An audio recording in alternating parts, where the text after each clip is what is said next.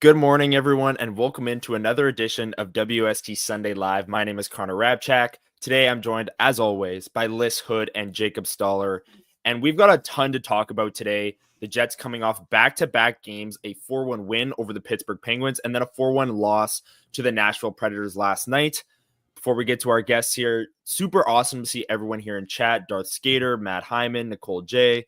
Good morning, everyone. Thank you for joining us at 9 a.m. here on this Sunday. Lyss, how you doing? How's your weekend?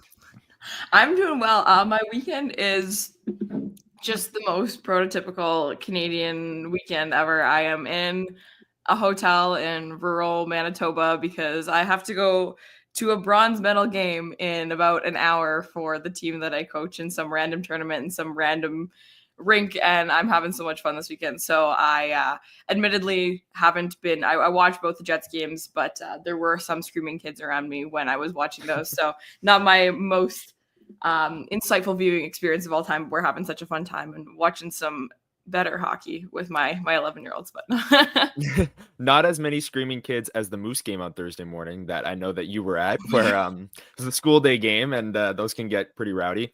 Jacob, how are you doing? How's your weekend? Doing good. Yeah, I mean, that's quite the weekend of Jet hockey, eh? One of the weekends of all time. One of the weekends. That was exhilarating. That was yeah, I mean, my weekend's good. Didn't cover either of the games. I watched them both, but wasn't covering them. I got a bit of a different piece coming out today. It's a one-on-one interview with Scott Arniel, so I was working on that. And yeah, that was my weekend. Gonna watch football all day and not move today. Yes, absolutely. Well, I really like that all three. We're just kind of like, oh, it's like, how's life? How's your weekend? Whatever. Life is just sports. Like simply that's it. Yeah, that's all. I could lie. Like, I could tell you that I cooked a really good meal and didn't just warm up a pizza like last night. I could pretend, but yeah, I mean, it's all about the Jets. Exactly. Anyways, let's get to those Winnipeg Jets. If our life is sports, let's talk about it. Friday night against the Pittsburgh Penguins, they win 4-1. I think we have our group chat, our text group chat. I think our main takeaway from this one was the Penguins are like, what is their direction? Like, they have so many aging veterans punching above their weight class and literally punching above their weight class in the case of Sidney Crosby.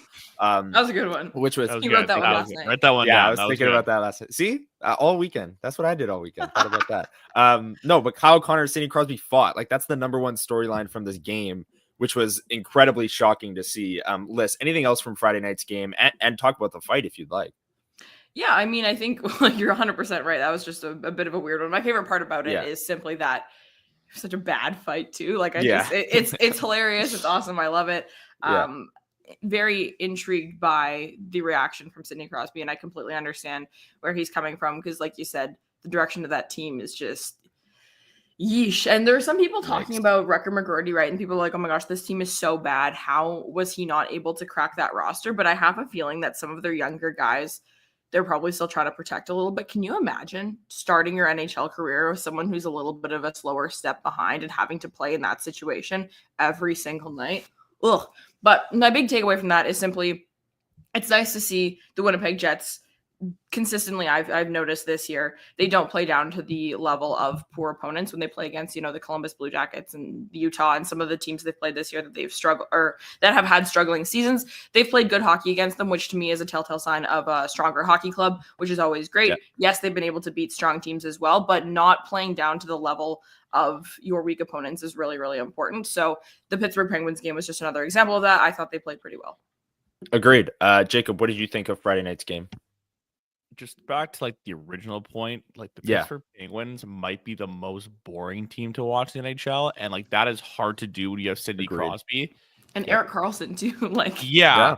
I mean, like, I would rather watch the San Jose Sharks game in a weird way. Like, it's they have Celebrini, like they've got like something that's like evolving. Every single play against the Pittsburgh Penguins, like, resulted or was a result of a Penguins mistake. It was incredible. Like so that was my takeaway. They are so broken. Who knows what that team looks like in a couple months? It's gonna be a fire sale. But I don't know. Is it just me, or to Lys's point about not playing down to opponents? I almost wonder too if there's pressure to not do that, like in the sense of like there's even more, not more pressure, but different type of pressure. And I think that's serving them really well. And that was a great example of that. They didn't veer off from their game one bit. And for the fight, I loved the fight. I loved everything to do with the fight. I love Kyle Connor saying we don't take shit from anyone. I love just the sort of it kind of embodies what we've seen from Connor all year, which is this all around game, and sort of urgency to want to be better, want to win. And that was a great example of it. Well, I think further to that, just to add on super quickly, is that this is something that they spoke about on the Kenny and Rennie show afterwards. And, you know, it's like everyone can get their hands a little bit dirty if that's what it needs, this team needs in order to win, sort of thing. And I think what they were saying, what I was saying, is that it's kind of similar to, you know, when depth guys score goals and stuff like that. Like, it's all about what you're doing for the team and not what you're doing for yourself. And that's the sort of thing where I feel like it really helps with that cohesiveness of the team playing as a unit, which I really, really like. Yeah, I agree. There's that team mentality that kind of comes into play there. I don't like it. And my point is going to come later on when we discuss it.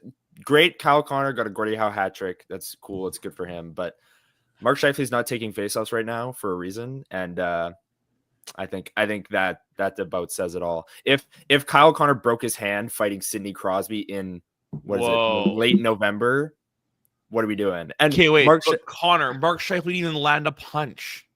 Why isn't he taking faceoffs? He's hurt. Not because he slapped around Aaron Ekblad. Really? He had a tickle fight with Aaron Ekblad. Like, that wasn't a fight. I'm sorry. Like, I don't know. I have a conspiracy on that too. Are we getting into that right now? Because what is this, InfoWars? Okay, no. Let's wait to bring that up. Yeah, I don't know. It was a cool fight. He fought Sidney Crosby. It was improbable. I don't think Scott. Why can't we rip you for your take now and then talk about Scheifele later? You can rip me. Oh yeah, we can rip him for this take. Let's rip him for this take. Yeah, we'll rip him for this take. Yeah, like, okay, not to be a full, like, first of all, I think fighting stage fights, I could do without fighting. Like, I've been on record saying that. Like, I'm not the biggest fighting fan, really at all. But what I've also acknowledged is it's in the game. It is, and where I can understand it is moments where, like, where I'm judging it off of is like Kyle Connor was right there in a position where he was challenged and he didn't back down and he fought, right? The reason that I think that's a good thing is because for far too long, this team's core has coasted around when it comes to competitiveness. They have avoided being an all-around players, playing the type of way you need to play in the playoffs. Not saying you need to fight in the playoffs. Absolutely don't. But what you need to do in the playoffs, answer the bell. When somebody's in your grill, you got to push them back. You can't just go there and wait for a penalty. You're not going to get as many calls going your way. So that's why I like the Connor fight. And I think that when your leaders are playing with that kind of intensity and tenacity, it's infectious. That's why I like it. Yeah, I agree with that point. Yeah, you don't get to speak yet because I have to shit on you first. But I think my other thing is too, just maybe more on like the probability side of it, whatever. Like, you can get hurt when you're a star player in so many aspects of the game. You have people targeting you all the time. Kyle Connor is susceptible to knee hits, to guys, you know, crashing into him in the boards when he's the high forechecker, all that sort of stuff. Like, there is always the chance that he gets her. I don't think the 1 4-second fight or whatever it ended up being like really increases the odds all that much. I understand that this is like, you know, immediately after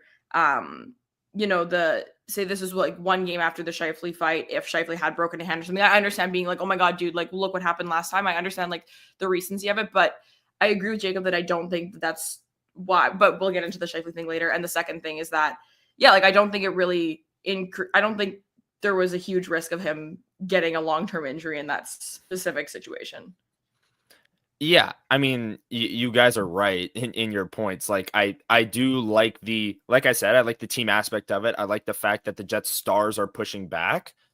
I just, like I don't like seeing Kyle Connor fight. Like, I don't know. I think my point stems from Jacob's of like, I could do without fighting. And when the top goal scorer on the team and one of the top goal scorers in the NHL is fighting Sidney Crosby, it's just like, what are we doing here? Like, I get it. It's cool. It's his first career fight. He got a Gordie Howe hat trick.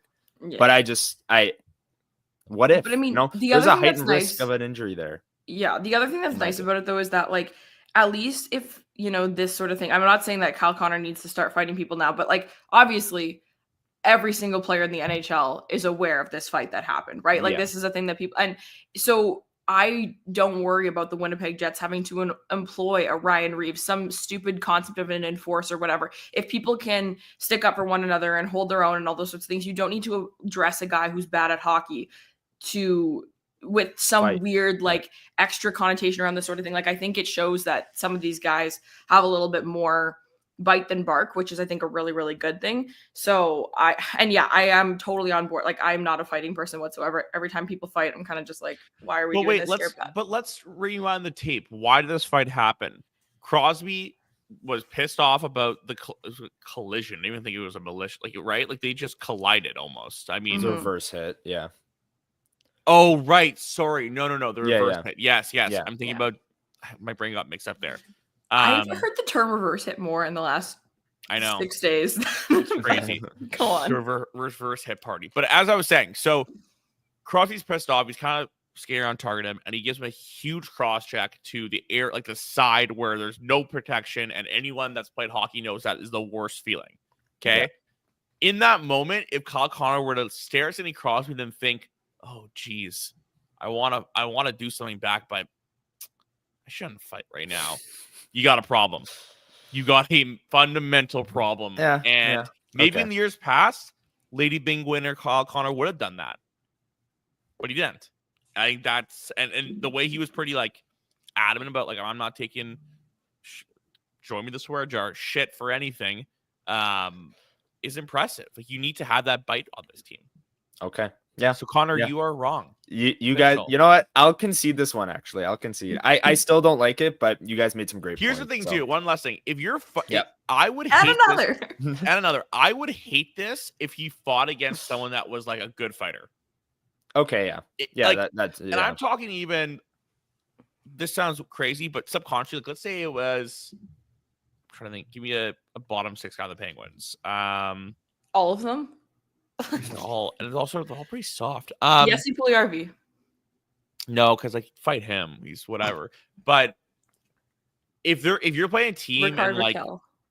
No, guys, tough. Like someone like I don't know. Yeah. My point is there was some bruiser, not even just a fighter, but some tough guy where you're like, this guy could beat the crap out of me and I don't do it. But with Sidney Crosby, like, he's not landing a punch. You're just gonna wrestle a bit. Yeah. And then I don't know if this is getting too much into yesterday's game, but I think also like this team is being pretty deliberate with a lot of their decision making and stuff. Like yesterday, I can't remember who it was, tried to fight Hayden Fleury later in that game when the Jets were already down to 5D. And he's like, no way, because we can't go down to 4. I need to play my role, sort of thing. Like, I think these guys are, like you said, it's the right situations, which is always like a positive for me. Yeah, and look, this is a good time to move on to Saturday's game against Nashville, the Jets losing 4-1. And the reason they had 5D was because Dylan Samberg blocked a Steven Stamkos one-timer on the penalty kill early in the second period, left the game. Actually, before leaving the game, like geared up to block another shot on that penalty kill from Steven Stamkos, and then made his way to the bench. And then Scott O'Neill revealed after the game that he has a broken foot. Here's the clip, Mike McIntyre of the Winnipeg Free Press on the road. Here's what Scott O'Neill had to say on Dylan Samberg. Start with Dylan Samberg. Can you tell us anything yet or too early? Yeah, he's got a broken foot, so it's not good. So he's we're going to send him home tomorrow when we get back to when we get to Mini, and then we'll get it looked at when we gets home. We're used to seeing him block so many shots and just get up. Did you have a sense that one might have been a little more of an issue? Well, I mean, he stayed and he got up and kind of tried to finish the kill and then got himself off. But I've seen him go down before. He does that a lot. Obviously, he blocks an awful lot of shots. And actually, he's got the shot blockers on the side. I think this one hit him on the top of the laces. So, he's a warrior, and that's a big hole for us. I don't know. Is there a typical timeline when you're talking about a broke? I agree. They've got to figure out what we got here first. So there it is, Scott O'Neill delivering the bad news there after the game. And as I was saying before we hopped on the show today to these two, the Jets have been remarkably healthy on the blue line these last 2 seasons. Like last year, they had the Velarde injury up front, the Kyle Connor injury up front. Mark Scheifele missed 8 or so games last year as well. So like injuries up front happened, but on the decor, all 6 of their regular starters, Logan Stanley got hurt a little bit, but Nate Schmidt, Dylan Samberg, Dylan Pionk, Morrissey DeMello, all were healthy all season long. So the Jets have had a great string of luck here on the defensive side of injuries. And here it is. Scott O'Neill saying no timetable, but a broken foot can't be, a few weeks. I think he'll be out quite a while, and it's good timing because, well, there's never good timing for a broken foot, but Ville Heinola just completed his conditioning stint with the Manitoba Moose, and he's expected to come up and potentially even play in Monday's game, if not take the role next week. But the loss of Dylan Samberg, what does that mean for the Jets going forward? Lyss, I'll start with you. Yeah, I mean, it's massive. And I know one of my, what's the opposite of a boomer take? My Gen Z take, maybe, I guess I'll go with, is like, I am not a huge, glorifying the concept of playing through injuries sort of thing, because again, my whole thing is that I would rather have a player for, be out for X number of time and come back at 100% than push through something playing at 70% and then still end up being hurt anyway. I don't, right. But in a situation like this, where it's, you just finish out your shift, you go hard, he doesn't know. He hasn't taken the x-ray when he's standing on the ice at the top of the circle, that he has a broken foot. He's just ouchie, but I'm ouchie all the time. I got to kind of push through this. And I really respect it. I think that calling him a warrior, totally agree. And wish him the best, but holy smokes. Now we are going to see what the other 5, 6, 7 defensemen that we want to include in this kind of plethora of guys can actually do, because I would venture so far as to say, and I'm sure we'll get into this conversation afterwards, that I doubt any of the pairings as they are right now stay intact when someone new comes into the lineup. I think there's going to be some movement, and we'll see what guys are able to do on their own with different partners outside of the regular situation, outside of the regular minutes, all that sort of stuff. It'll be very, very interesting to see. And obviously you'd hope it was just that, Dylan Samberg won the lottery and decided to go on a soul searching trip for 3 weeks in Bali or something like that. And that's how you find out that, you get into this situation, but there is some silver lining to an injury to see what other guys on your team are capable of doing. Yeah. And this is why it's a good thing the Jets have banked so many points, right? In case of a top 4 defenseman going down, maybe you're in the middle of a road trip. They're going to start bleeding some points here, I think, with the injury to Samberg. I know this isn't a top flight player, but again, top four defenseman going out who plays big minutes for this team, this big is role. Devastating. Yeah. That's what I'm saying. Oh, I know. No, but I think we are too it's a good thing they banked all these points, because they're going to start bleeding them now. I know. I just more so meant even your comment about Ville's back. Ville's such an unknown. I think this is bad, guys. This is really bad. He breaks his foot. And I know I'm just making fun of you, Connor. But and both good. This is bad. But this is real bad. This is now a situation where a player who's taken a massive step this year, has gained the most momentum he ever has in his career, breaks his foot. When you look back, different player situation, but when Ville last year, was it a broken foot or ankle? Ankle, yeah. He broke his ankle in the preseason of last season when he got the most momentum in his career. A fantastic training camp, a roster spot in the bag, breaks his ankle. You come back, and obviously he's a younger player with less leash, but getting back to the form or even the opportunity is so hard. Dylan Samberg will have no issue getting that opportunity, but a broken foot's a long time to come back from. There's going to be a lot of games in between, momentum, and there's so many kind of things that happen there. Could he be more hesitant? I don't know. But I think this is probably like one of 2 or 3 of the worst case scenarios for the Jets. Because I agree. After Morrissey, and Hellebuyck. Pionk, Morrissey, Hellebuyck, but like you got Pionk there, but Samberg's a stabilizer for that group. And losing him, I would agree. I think that they're going to shuffle the pairings here a bit. I almost wonder. I don't know. But see, that's the thing. I don't know if it's fair to put Hayden Fleury in the top 4. Yeah. What do you guys think happens Monday? Do you think Dylan Coghlan goes into the lineup, or do you think they throw Villy right in? I think they throw it. This is the longest silence there's ever been on this show because I really I have no idea.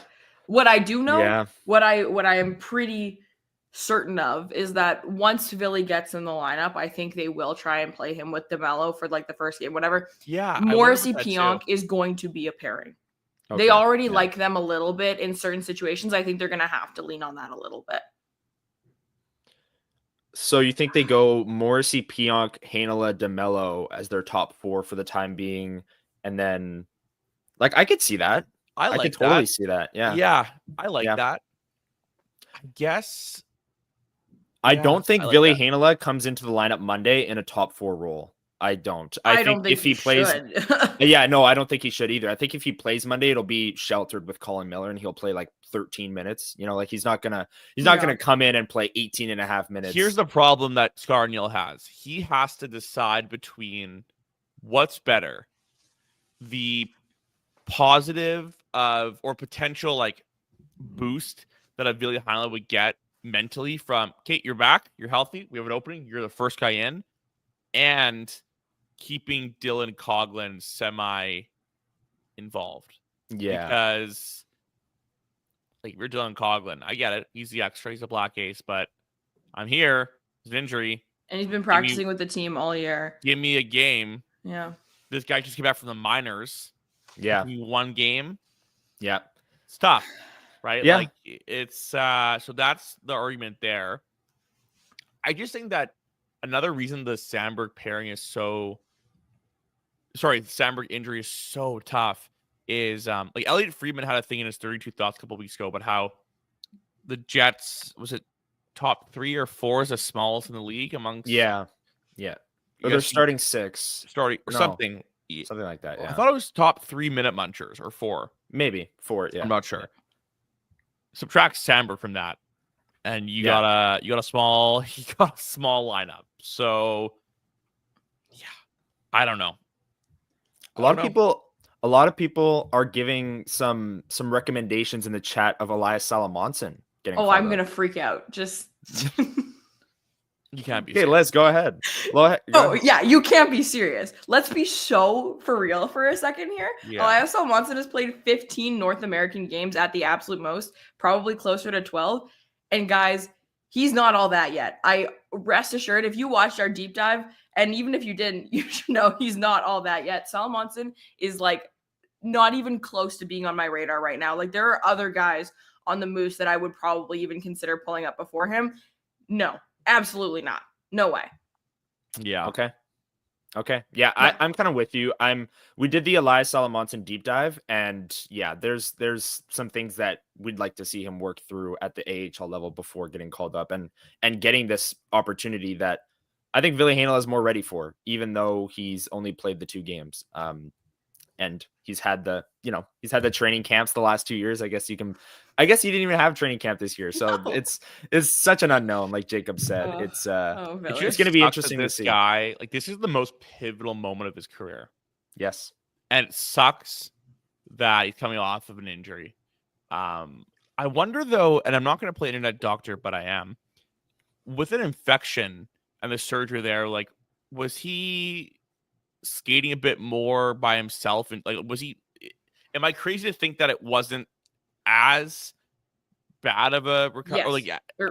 It's not as crazy as of a rehab process. No, I think the issue was with this, and yeah, like I love to play MD on these shows too. Like the reason that we kept seeing him in his slides on the ice and all that sort of stuff is just because like I don't think it was like the pressure of the skate and like getting it to like when you have like a wound and you want to keep it, sort of thing. Like it wasn't a mobility thing. It wasn't like a healing ligaments and tendons and that sort of thing. No, I completely agree with you.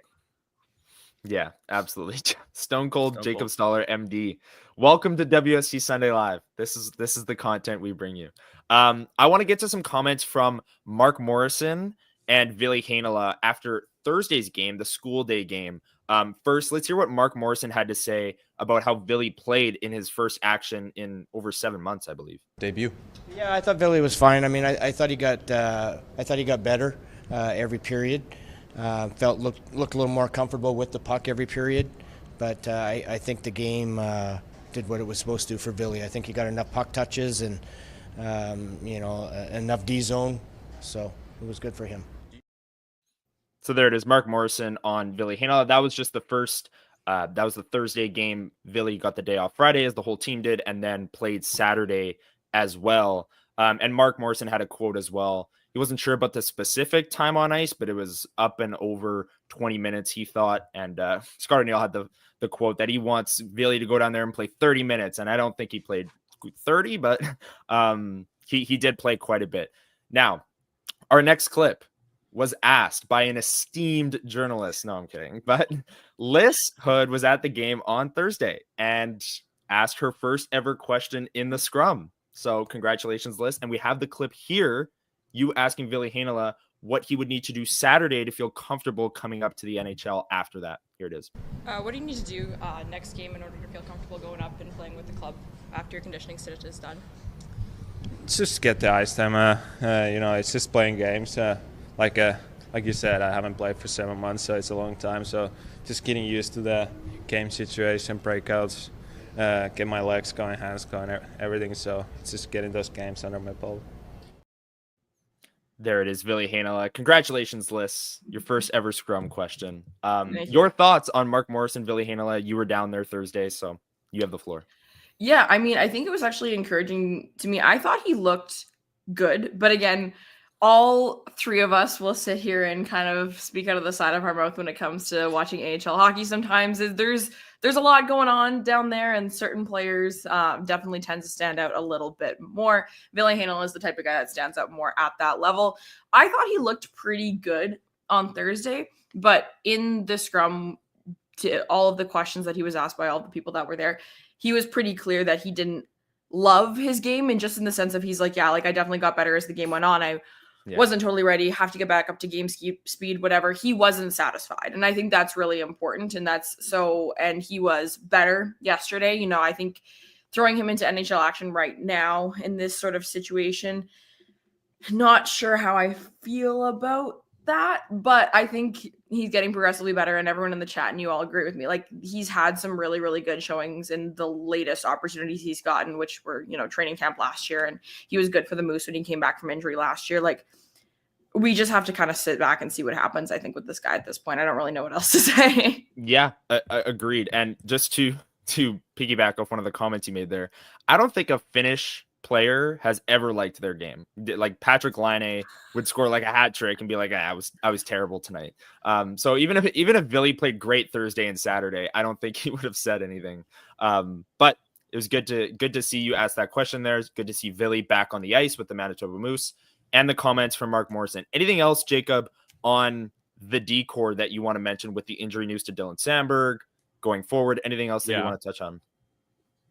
The reality is that they have to now give Ville leash. So even if he sucks in the first game, he's going to be out there the next time. That's really important. There's going to be a prolonged period of runway here for him. I would say that, I'm sure maybe they'll do a bit of rotation at some points, but I'd like to think that there'll at least be Stanley's always gotten that leash. Yeah. He's always been able to have extra games in a row, even when he has a bad game. You just hope that Ville gets the same opportunity. Whether he's here long-term or not, or just from an asset standpoint, like, prop this guy up. Whether he's going to be in your long-term fold or not, you need to get something out of him, whether it's on your team or elsewhere. So you hope he gets the runway. And yeah, like Josh Morrissey last night deserves an award. That guy looked exhausted. How many minutes did he finish with on a back-to-back? I didn't see the final number. 20, you cracked 25? 26, I don't remember, maybe? but yeah.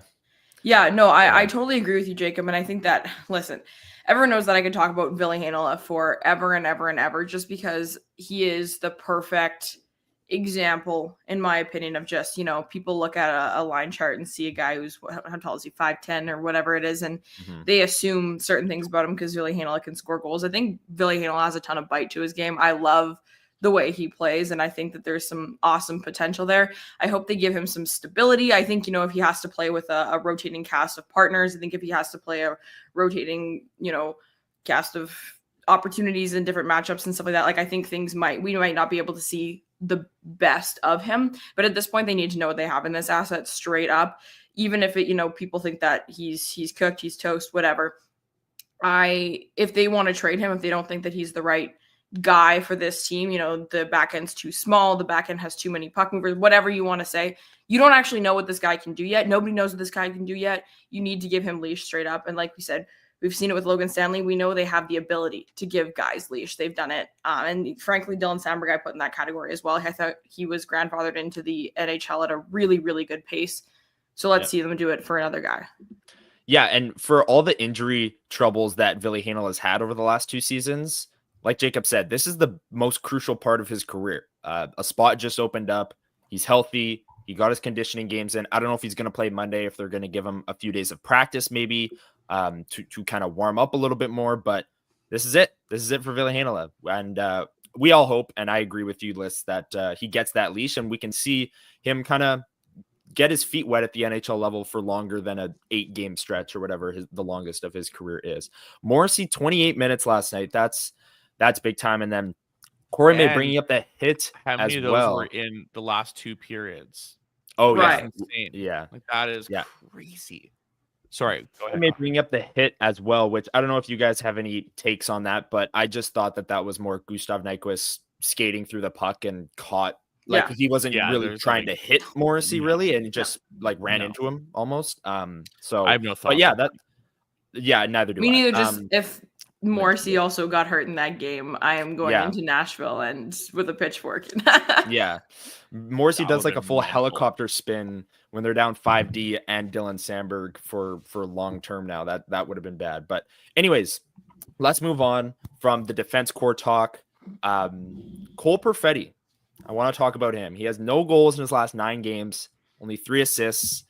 A lot of my mentions last night on the various social media apps are related to Perfetti and, people calling back to last year when he had the long goalless drought and pointless drought and things of that nature. Jacob, is there anything to be concerned about with Perfetti here not having a goal in his last 9 games?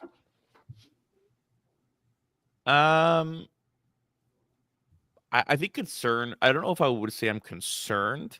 What I would say though is, I think the San Jose game where he scored 4 points, great game. There was that. There was, even if it wasn't the best, he looked really good. But the points are one thing. What's concerning me a bit more is his weaknesses are kind of, in my opinion, overshadowing his strengths. And what I mean by that is certain situations, whether it's puck battles or a puck race, he never has the advantage. And I think that is kind of contributing to him having less time with the puck. That's more so where my head's at.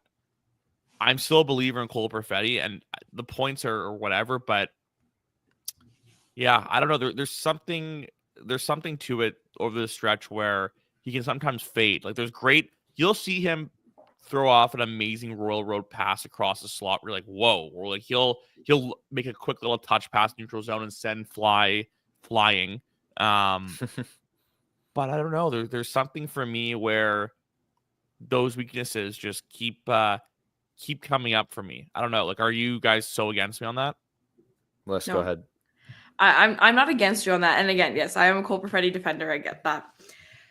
I cannot blame any other people for the performance of one person or anything like that, but I have not been loving Vlad Nemesnikov's game a ton in the last little bit, and I feel like that line just in general, like they are struggling to get out of their zone, to gain meaningful possession in the zone and that sort of stuff. And I think the way Perfetti plays, like again, in acute individual situations, like again, I will say this 1,000,000 times, I love the way Cole Perfetti works on the boards.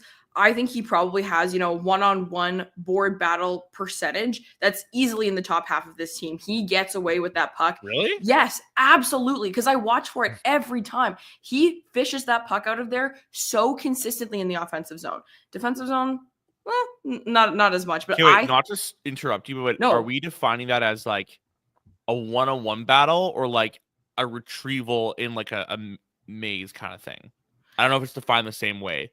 Fair enough. My eye test I need glasses. I usually wear them, but my eyes tell me that he loses 50-50 battles. Do you disagree with me? I do because I watch him. Okay. I feel like, again, I don't find him overly effective when you have like 4 guys in a corner sort of thing. Like I feel like he's kind of just there, whatever. But when he and a different guy are going into the board, I find that he has the finesse with the stick. He pops that puck out more often than he doesn't, in my opinion. But again, it's the sort of thing, I don't know if there's a number there that we could use to sort of settle this. I understand what you mean, but it's probably behind a ridiculous paywall.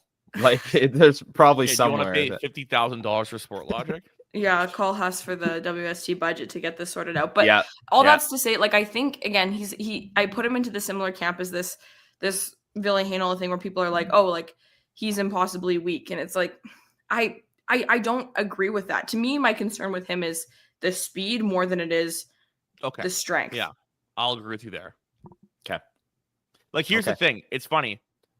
Yep. We all know Perfetti's super tight with Scheifele.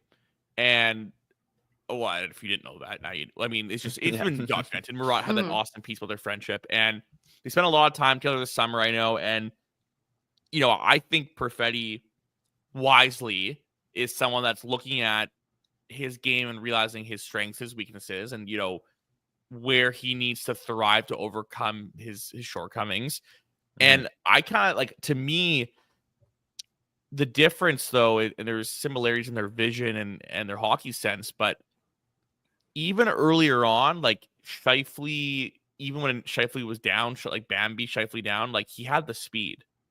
And that's where Perfetti is kind of struggling, because you watch it a lot where Nemesnikov or either will make a chip to Perfetti and it's not the best pass or whatever. And then there's a situation where Perfetti's skating towards a puck, there's a defender oncoming. He kind of lets up a bit. And maybe I'm not a tactician. Maybe that is a smarter play because he's not going to win the race. But how many opportunities are flying by him because of that, or passing him over because he can't get to that puck?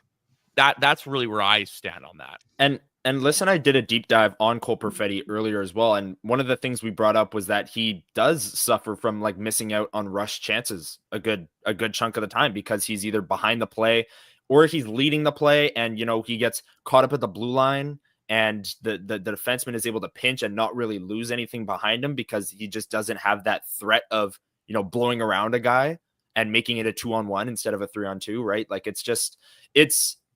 I still believe in Cole Perfetti. I'm echoing your guys' thoughts there with the passing. And there's these stretches where he'll go 8 games in a row where he'll be a point-a-game player and he'll make those cross-seam railroad passes, like you said, Jacob, twice a game. And it'll be like, what a pass by Cole Perfetti. And it'll happen multiple times in a single game. And then he'll go 2 weeks without making a single one. Like he's made a few good passes over this stretch where he has 3 assists and no goals in the last 9 games. Got robbed by UC Saros at the side of the net last night. Like, I'm not sounding the alarms on Cole Perfetti, but I agree. I think there are these stretches here where when the rush is going, he's just not in it. And it's almost like situational too, right, guys? It's like games that are fast-paced, high tempo between the blue lines, particularly. He's behind. He's not a factor in those games. And I don't know, like it's, I'll give you, I like, and Lyss, like, you are more of a keen eye than me, where I know you watching a game are looking for the Perfetti board battle, so maybe I have some bias. So let's say that's not even the issue there. In the playoffs, we talk about how much more physical it is. It's also just faster. There's more urgency. And if we're seeing Cole Perfetti right now let up on certain opportunities, that's where the concern kind of comes in for me. I think it's safe to say, guys, he's a winger probably forever. That's Healers are taking draws over him, guys. I know. Okay, I know. I'm just that. I was like, oh my gosh, that's crazy. Healers are taking draws over him. It's also one last thing. I know I'm rambling, but I find it so funny how when Perfetti came in last season, year started Bones saying we want him to be a center. We think it's better for him to come up with skating rather than be on the wall and getting crunched up and all that stuff. Then this year, Arniel was like, well, if you're a centerman, you got to be able to skate the full 200 feet of the ice. Yeah. And to me, and also last year too, I should squeeze in there how, remember, Perfetti stopped taking faceoffs even when he was a center. Was there a wrist? Bones, like, he has a wrist injury or something, which was like, wait, what? Yeah. Like, why would you say that if that's true? So that's evolved quite a bit, but I don't know. I'm so curious to see what this player looks like in the spring. I'll put you that way. Here's my thing, though, that I'm so stuck on. I don't get it. Like, I think that the way he moves the puck, like what he can do with the puck on his stick, is borderline elite. I think he is incredible. He's not the slowest player in the entire NHL. There are guys that have roster spots that are slower than this guy. There are guys that have roster spots that are weaker than this player and the other 31 teams in the NHL. Like, there has to be a way. Like, this is an NHL player. It absolutely he is. And so there has to be a way to make it work. You know what I mean? Mm-hmm. Yeah. Like, I don't know. That's why I'm so stuck. I'm like, I don't know. And, you know, Vern makes the comment in the chat that I agree with partially in theory, but not entirely, that Ehlers is hard to play with, continuous junior-like moves and passes. I made a tweet yesterday and I said that I think Nikolai Ehlers is one of the most unique players in the entire NHL. And everyone's like, I wish the Jets knew that. And I'm like, hey, I'm not necessarily saying it's a good or a bad thing, guys. I'm just saying he is an anomaly of a player that I know it probably isn't always easy to play with him, but sometimes you get opportunities that you wouldn't normally get, everything like that. I don't know if they're a fit, but I don't know who else Perfetti's a fit. And it always comes down to like a shortest route problem where it's like, okay, maybe the best line mates for Perfetti are guy A and guy B, but if that's not the optimal line combination for the team as a whole in order to have success, you can't do that. And I don't know where I fall with him right now. I think that Perfetti may not be the slowest player, but his second and third effort on plays is terrible. Then he's a Winnipeg Jet. Like, what do you mean? No, I mean that. He's skating. Let's say he's skating fast towards something. A player has the puck first. His second effort to go get that puck back right there is non-existent. Okay, yeah. He's not forechecking. He takes the stick, he puts it out there, almost like symbolically, like I am supposed to be defending right now, and he has no chance of batting that puck down. He probably has the least amount of stick checks on the team, and that's what I mean by second and third effort. That's the concern for me. It's not about the speed's not there, but the quickness, the acceleration, like it's not there. Do we think it's like an overthinking sort of thing where it's like, I feel like there's some guys, some of these really cerebral guys, you don't always see necessarily go crash and bang into the boards because they're like, is there a more strategic way to do this? And they're thinking, and all of a sudden the puck is gone. And it's like, oh, congrats. You thought of the outcome for this, but the play is already come and gone and you can't do that anymore, sort of thing. Like, do you think that has anything to do with it? Or like, why do you think that is? Why is he not making those second and third efforts? Yeah. I'm not gonna. I don't know. Like I really don't. I don't know. I don't know. I've got. Okay, well, let's theories, move on. That's yeah. We've taken the Cole Perfetti conversation as far as we can. But yeah, I personally am not that concerned. I do think that eventually, also, I do think you guys brought up the stylistic fit with Ehlers. I do think eventually over this 82 game sample, we're going to see Cole Perfetti without Nikolai Ehlers on his line. I just think eventually there's going to be some kind of change in the forward lines eventually. So we'll see. We'll see how he's able to fit maybe with a Kyle Connor or a Nino Niederreiter if they ever broke up that line. I doubt it, but you get my point. The last thing I want to touch on today is something that has dominated kind of the airwaves on Winnipeg Sports Talk with Huss and Remus all week long. The Four Nations face-off rosters. Mark Scheifele, Adam Lowry, Josh Morrissey for Team Canada, potentially. Kyle Connor, Connor Hellebuck for Team USA, potentially. Where are you guys at on the Scheifele-Lowry debate for that fourth line 4C? Jacob, I know you just released a piece at sportsnet.ca on Mark Scheifele, so I'll start with you. Where are you at on the Four Nations face-off rosters and the Jets potentially having three players representing Canada? I will start this by saying that I am not the Team Canada GM. And good to know. My thoughts about where a particular player, Scheifele, are not true. I know I'm pretty good authority that Mark Scheifele is going to make this team, and he will be on the Four Nations team. I don't believe Lowry will be. That's something that I'm pretty adamant about. I think the case for Mark Scheifele at this point, you can order, like, he is one of the absolute best performing Canadians right now offensively. He got a resounding endorsement from John Cooper before the Jets played Tampa Bay.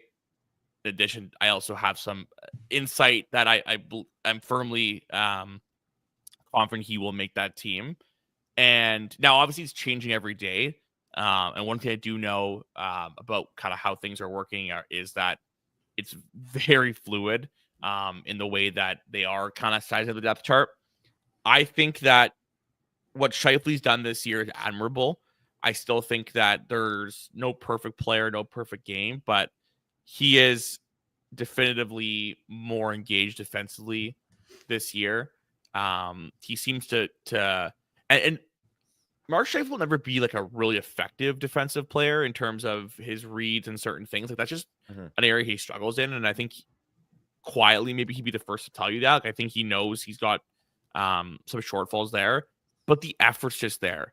And, you look at a guy like Scheifele, and he always strives on best, clutch playoff performer, clutch player in general. He's made his way on the roster. And then, Morrissey, stud. We all know he'll be there. He's a lock. Like, there's no doubt in my mind. And I will say about Josh Morrissey that I think he's been a lot better defensively this year than years. And I don't think he ever wasn't good, but like last 2 years, maybe I just didn't pay attention enough. I don't know. But to me, even while being an elite offensive driver as he is, I think he's playing with even more jam in certain situations to compete. And I tangibly see it in a lot of ways that he competes. And can't say enough about JMO. He's amazing. Yeah. Just last thing on Scheifele that I want to ask you. You released that piece the day after his hat trick against Florida. Do you think that game not necessarily sealed the deal? Because like you said, there's still like a week and a half to go until these rosters are set. But do you think that was what convinced maybe the general manager to say hat trick against the defending Cup champs? That's pretty like the national intel headline worthy. The insight that I've received came a bit before that. So I think that was a cherry on top. Okay. Sweet. Lyss, where are you at with the Canadians and the Jets?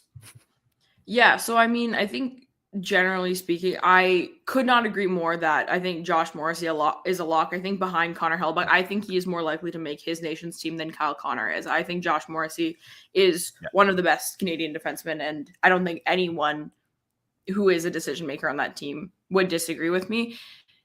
Being better defensively this year, maybe we should table that conversation to next Sunday, because I have a feeling that is because they have to play a little bit more in their zone this year, because I think that there's been I think Dylan DeMello's season this year has not been as strong as his season last year, and I think Josh Morrissey is still shining regardless. But where I fall on the Scheifele-Lowry kind of bit there is that I think this is a tournament. You are not a GM who is being told you have to build an NHL team of only Canadian players to compete in the NHL for an 82-game season, the playoffs, whatever. This is a tournament. Mm-hmm. Take the guys who are playing the best hockey right now. Don't galaxy brain this and take some guys who need to fit specific roles and then have specific chemistry, whatever.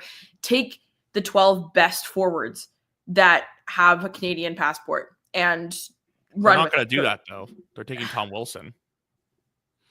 Whoa. Tom Wilson. Have you guys not heard people talk about that? This isn't. I've heard his name thrown out there in the same vein as Adam Lowry, but like it's.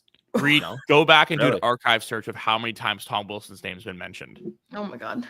Okay. See, and I just like, to me, okay, Tom Wilson on my team, if we're going to be playing the same team for 7 games in a row and we know that we're going to have to beat them down and we know that we are going to need a guy to go sit in the box for 5 minutes for fighting there, Sidney Crosby and Kyle Connor sort of thing, whatever. This is a tournament, a best fight fire with fire. Don't try and get a little bit of water, because guess what? It's not going to be enough to put out the fire that is the USA, the fire that is Team Sweden. Like, so I am totally on board with Mark Scheifele making the team. I think, again, well, you know what? Maybe we'll have to make a video on that or something to really dive into the rosters and what the configuration is going to be, because he is one of those guys. I understand why he's not necessarily a lock, because there is so much talent up there. Adam Lowry's not making this team. I would be shocked if he did. I think he should be. I for a while thought he should make the team.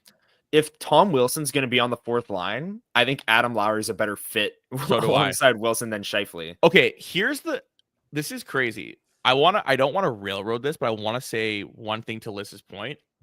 I've in the past thought about that, but here's my counter about the roster construction. Canada has the 3 best players in the tournament. Yes.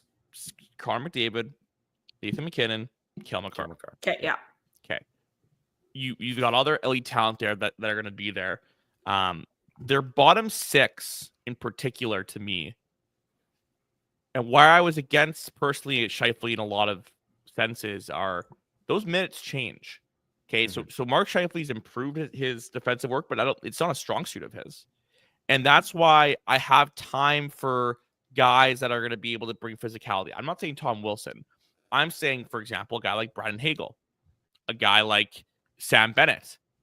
I see there, because in the 4th line or 3rd line, you want guys that are let's say, as an example, the best forecheckers in the entire league, the most physical and efficient energy guys that also can play with skilled players. Because when you're playing, you need to have guys that can outwill and tilt the expected goals in Corsi or whatever, or tilt the possession in your favor while giving your guys rest, not just guys that are a class below elite superstars at producing offense. That was my take to it. I also think that Canada wants to have some physicality in the bottom 6. Not saying I necessarily agree with it, but yeah, that's just kind of I don't know. Okay. I feel like they need to like Billy Bean it and just like pick the 12 guys that have like they get on base. Yeah, literally, like the best possession players or whatever, and then it's just like a couple trigger men and call it a day. They're just snapping you because they get on base. Exactly. I love it. Okay, well, do you guys have any thoughts on Kyle Connor on Team USA? We know Hellebuck's going to start, but is Kyle Connor a lock? Oh yeah, especially with how he started the year. Lyss, you're about to say that he's not a lock, are you? No, I'm not about to say he's not a lock. I know that, again, it's the sort of thing where it's like, if you're sorry, you looked like you were about to say something. Sorry. I was. My fisticuffs out. I was, just because like I know there's the Matthew Tkachuk, the Brady Tkachuk, the Jack Hughes, whatever. Again, same situation as Mark Scheifele, but just to a lesser degree, in the sense of like it depends on how you want to build your roster. Because if you want to go traditional top 6, bottom 6, I don't know if Kyle Connor is a top 6 American player, whatever sort of thing. But again, I fight fire with fire. I think he's easily a top 12 best American forward, whatever situation. Yeah. Go with it. Love it. I think especially, and I am so on board with taking who's hot right now. If Kyle Connor had a dud start to the season, I'd be like, no, don't take him. Like if you're trying to win this tournament right now, like don't look at some huge body of work. Oh, he was really good in this playoff round 4 years ago, whatever sort of thing with these guys. No, like this is a tournament. You have about 5 minutes to get a team rolling here. Play the hot hand, right? Like that's the side I'm on, and Kyle Connor is hot right now. So I think, again, I said it before, Connor Hellebuyck, number 1, Josh Morrissey, number 2, Cal Connor number 3 for me in terms of likelihood of making the teams, and then Mark Scheifele underneath that. Okay. But I think there's a big gap between Cal Connor and Mark Scheifele as far as like how sure I am of guys making teams. Yeah. And let me just say, I know that best on best hasn't been around for a while, and our generation are the ones that has suffered from it. So it's awesome to have these conversations about, roster decisions and stuff like that, because since the 2016 World Cup, which I don't even count because Team North America was sick, but like Connor McDavid's not playing for Canada. Like it didn't really make sense. This is awesome. I can't wait for I know people crap on the Four Nations tournament that it's only 4 teams and it's not. I'm super excited for it. And I think it's going to be miles better than any kind of all-star weekend that we've had in the last. Yeah. Can I just say too, just say, when people always talk about the Stanley Cup winning formula, they say all-star forward, all-star 1A defenseman, all-star goalie. Jets have all 3 of those making these rosters this year. So I'm hoping, and yes, they've had them for the past couple of years, but they're all playing at their best right now. I don't think we've ever had a season where all 3 of these guys together are playing as good of hockey as all 3 of them are playing right now. Yeah, I agree. Saying here, Bennett has to be on the team. Marchand, I actually got cooked online because I made a Canada roster and left Marchand off of it, but he's already been named to the team. He's already on the team. Marchand, instrumental in that. He was great for Canada in 2016 of the World Cup, so he'll be there. Bro, I was in grade 11 in 2016 That was like 9 years ago. Right? Yeah, I know. That's such a great. Like, I mean, that was the last time we had best on best hockey until this February. I know. I saw Team North America play. It was awesome. Yeah. I would do anything.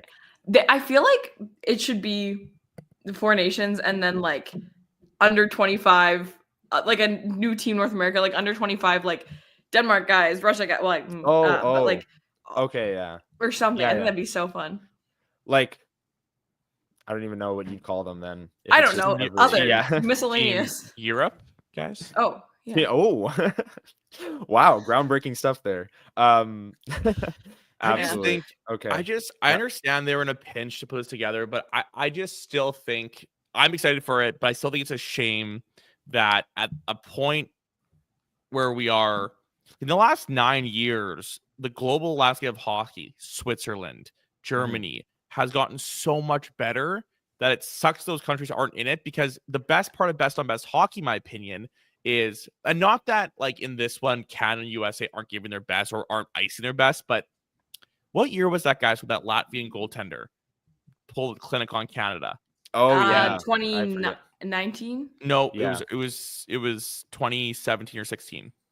Oh, but wait, I know exactly what you're talking about. When was the Olympics before the World Cup of Hockey? 2018 would have been. No, they didn't go in 2014. 2014 Sochi. I think it was 2014 Sochi.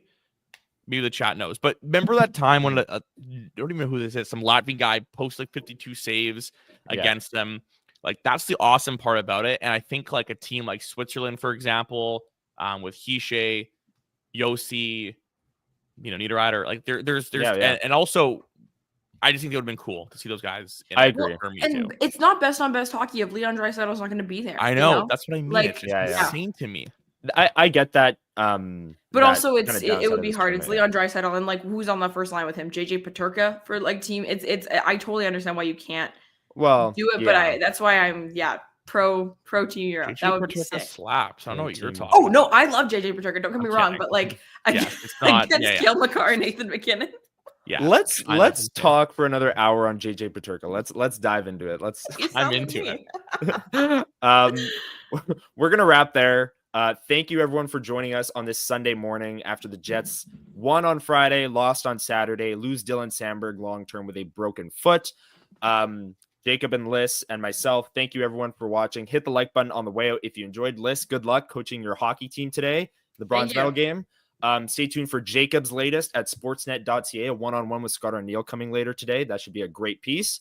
And enjoy your Sunday, everyone. And enjoy the game Monday as the Jets take on the Wild, potentially with the season debut of Ville Heinola. Thank you, everyone, for watching, and we'll see you next Sunday. Peace.